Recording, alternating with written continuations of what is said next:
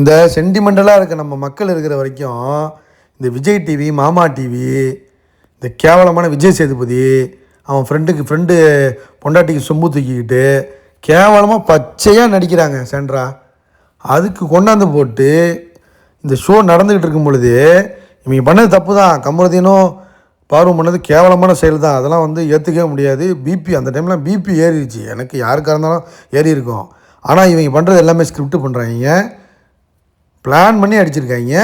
அதுவும் சாண்ட்ரா நடிப்பை அப்படியே மாற்றி அதை டாப் 5 கொண்டு போகிறதுக்கு என்னென்னலாம் பண்ண முடியுமோ பண்ணி கேவலமாக நடக்குதுங்க இந்த ஷோவே. கேவலங்க. இந்த மக்களோட சென்டிமெண்ட்டில் விளையாண்டாங்க. இப்போ சென்டிமெண்டானால ஆளுங்க அப்படிங்கிற மாதிரி தெரிஞ்சுக்கிட்டே நடிப்பு அப்படி ஃபிக்ஸ் வந்துருச்சு, பேனிக் வந்துருச்சு, அது வந்துருச்சு, இது வந்துருச்சு. உடனே சபரி போய் நடிக்கிறான். ஓடி போய் வந்து ஐயோ என்னாச்சு முடிக்கிறான். உனக்கு என்னம்மா இது பண்ணவா அது பண்ணவாங்கிறான். இந்த பக்கம் இவன் உட்காந்து அழுதுகிட்டு இருக்கான், நடிக்கிறான். சிவாஜி மாதிரி நடிச்சுட்டு உட்காந்துருக்கான். யார்? விக்ரம். கேவலம் தெரியுமா? வினோத் மட்டும்தான் ஜென்னினாக இருந்தார் அந்த இடத்துல. மற்ற எல்லாம் ஃப்ராடு வேலையை தான் பார்த்தாங்க. திவ்யா கத்துறா ஏன்னு, அவள் கூட பரவாயில்ல, ஜென்னினாக தான் இருந்தா. ஆனால் அவளும் ஏமாடி தானே இருக்கா. காரை விட்டு இறங்கலையே கீழே. நீ காரை விட்டு நீ கீழே இறங்கியிருந்தேன்னா நீ ஜென்னின்னு சொல்லியிருக்கலாம். உள்ளே வந்துட்டே கத்துறிய நீ. உன் குடும்பம் பண்ணுற மாதிரியே பண்ணியிருக்கிய திவ்யா. நீ மாமா வேலையை பார்க்குறிய நீ.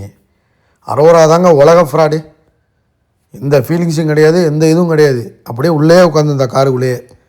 இவங்க 2 பேரும் அதை பண்ணி போட்டு மெடிக்கல் டீம் வரும் பண்ணாங்க பாருங்க.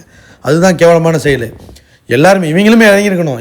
இறங்கிட்டு ஐயோ என்னாச்சு சென்ட்ரா அழைச்சிட்டு போங்கடா, இதுக்கு அழைச்சிட்டு போங்கடான்னு சொல்லியிருந்தா கூட பரவாயில்ல. அதெல்லாம் நடிக்குது, அது நாடகம் போடுதுன்னு கரெக்டாக சொன்னாங்க அவங்க 2 பேருமே. பார்வம் கமருதீன்னு கரெக்டாக சொல்லிட்டாங்க. இவங்க 2 பேரும் நாடகம் போடுறாங்க, சாண்ட்ரா நாடகம் போடுது, இவன் சபரி போய். ஆனால் சபரி ஜென்யூனாக வந்து பயந்துட்டு தான் போனான்.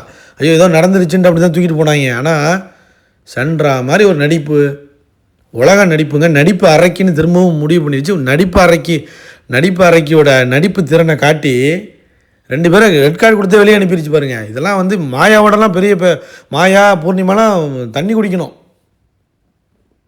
நிற்க முடியாது சாண்ட்ராட்டெல்லாம். கேவலம் சாண்ட்ராலாம். ஆனால் இதை வந்து கேவலமாக பண்ணியிருக்குன்னு வச்சுங்களேன். இந்த விஜய் டிவியும் மாமா டிவி, விஜய் சேதுபதி மாமா, இவங்கெல்லாம் எப்படி அதை பிளான் பண்ணி எப்படி சித்தரிச்சிருக்காங்க பாருங்கள். சித்தரித்து அழகாக பண்ணிட்டாங்க. ஃப்ரேம் பண்ணி ரெட் கார்டு கொடுத்து 2 அனுப்புகிறாங்க பாருங்கள். 2 பேரையும் டிஆர்பி திவ்யாவை பூஸ்ட் பண்ணுறாங்க ஃபைனல்ஸுக்கு. எப்படி திவ்யாவை பூஸ்ட்டு டிஆர்பியோட வேலை சேனல் சைடு. இப்படிதான் பாருங்காலி கமருதீன்காலி அதெல்லாம் எவனும் யோசிக்கலை, முடிச்சுட்டாங்க கதையை. Sandra acting, Sandra top 5. அவன் விஜய் டிவி ப்ராடக்ட்ஸ் எல்லாரையும் கொண்டு போய் ஃபைனல்ஸில் உட்கார வைக்கிறது. அரோரா பலூனை பிடிச்சி கசக்கிறதுக்கு வந்து டீம் செட் பண்ணி அதையும் கொண்டு போயிட்டாங்க. எல்லாத்தையும் கொண்டு போயிட்டாங்க. பக்காவாக பிளான் பண்ணி எக்ஸிக்யூட் பண்ணிட்டாங்க. ஃப்ரேம் பண்ணி ரெட் கார்டு கொடுத்தோம்னா டிஆர்பி ஆயிரும். பார்வை வச்சு கண்டென்ட் உருவிட்டு, கமருதீனையும் கண்டென்ட் உருவிட்டு, அவங்க ஃபஸ்ட்டு 3வது வாரமே கவர் போட்டு செஞ்சேன்னு சொன்னாங்கல்ல, அன்னைக்கே அவங்க தூக்கியிருந்தா விஜய் டிவி ஓகேன்னு சொல்லலாம்.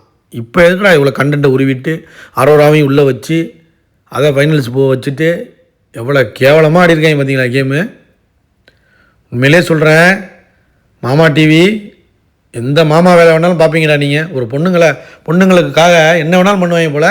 அது விஜய் சேதுபதி திருட்டுத்தனமாக என்னென்னமோ பண்ணுறான் அந்த ஆள். அது மட்டும் நல்லா தெரியுது, அது கண்டுபிடிச்சிடலாம் அதுலேயே. உடனே சாண்ட்ராவுக்கும் சொம்பு தூக்குறான். சொம்பு அந்த சொம்புங்க அந்த ஆள். அப்படியே வந்து வந்தோடனே அட்டாக் பண்ணுறாங்க. அது சொல்லிடுச்சு, நான் வெளில போகிறேன், என்னை அனுப்பிடுங்க, நான் பண்ணது தப்பு தான் அப்படின்னு சொல்லிடுச்சு. முடிஞ்சு போச்சு.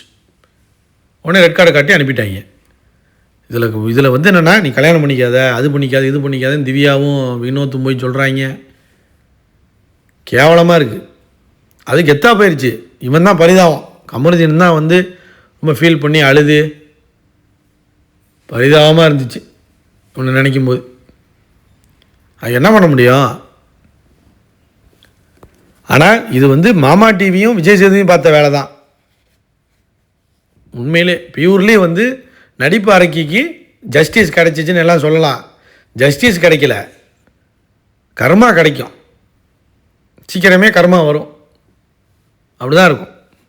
ஏன்னா இவங்க உண்மையாக இருந்து ஒரு கேவலமான ஒரு செயலை செஞ்சுட்டு வெளில போயிட்டாங்க ரெட் கார்டு வாங்கிட்டு. ஆனால் நீ உள்ளே இருந்து நடிச்சுக்கிட்டு இருக்காங்க பாருங்கள். இவங்கெல்லாம் டாப் 5ல் இருக்காங்க, டாப் 6ல் இருக்கவங்கலாம் நடிக்கிறவங்கலாம் உள்ளே இருக்காங்க. சுபிக்ஷாவையும் தூக்கிட்டாங்க. Subiksha evicted officially. ஞாயிற்றுக்கிழமை சுபிக்ஷா தூக்கிட்டாங்க. இப்போ நான் டாப் 6 பாருங்கள். வினோத், சாண்ட்ரா, திவ்யா, விக்ரம், சபரி, அரோரா. புரியுதா? ஒரு கண்டென்ட்டே கொடுக்காம சும்மாவே தின்னுட்டு சும்மா அப்படியே உட்காந்து ஓட்டிட்டு உள்ளே வந்துட்டாங்க. பார்த்தீங்களா? விக்ரம் மட்டும்தான் கேம் ஆடினான். வினோத் ஓகே, மற்றெல்லாம் என்ன பண்ணாங்க? இதான் மக்களே கேவலம். கர்மா இஸ் பூம்ரங். பாய்.